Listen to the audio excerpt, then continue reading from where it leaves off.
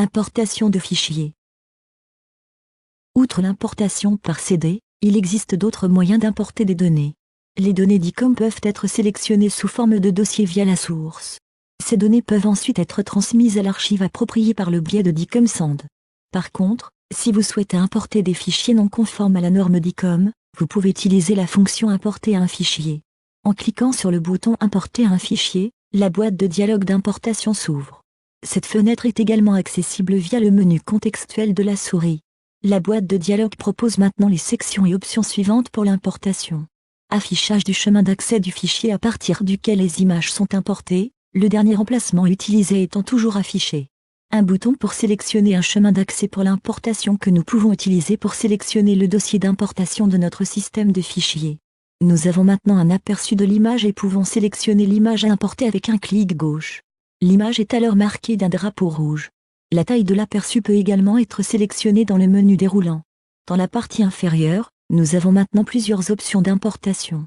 En cochant cette case, vous avez la possibilité d'effacer automatiquement les images originales, une fois les photos importées en toute sécurité. Avec la sélection du premier champ d'options, les données à importer sont sauvegardées en tant que nouvelle étude du patient sélectionné. L'option suivante consiste à sauvegarder une nouvelle série dans l'étude actuellement sélectionnée de ce patient.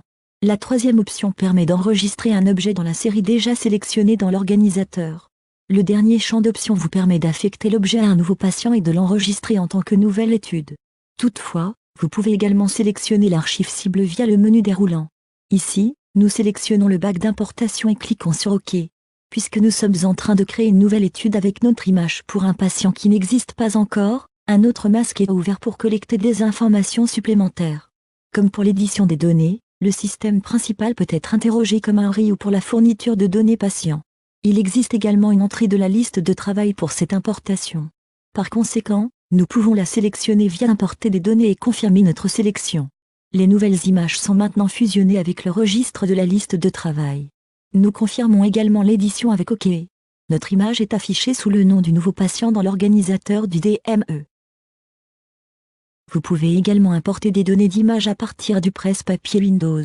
Pour ce faire, cliquez à nouveau avec le bouton droit de la souris sur la liste des résultats et sélectionnez l'importation dans le presse-papier à partir du menu contextuel. Si votre image n'est pas affichée ici, vous pouvez la recopier dans le presse-papier et recharger le contenu de la fenêtre en cliquant sur le bouton Rafraîchir. Avec le bouton gauche de la souris enfoncé, vous pouvez faire glisser un rectangle de l'image de haut en bas à gauche vers le bas à droite si vous ne voulez importer qu'une partie de l'image.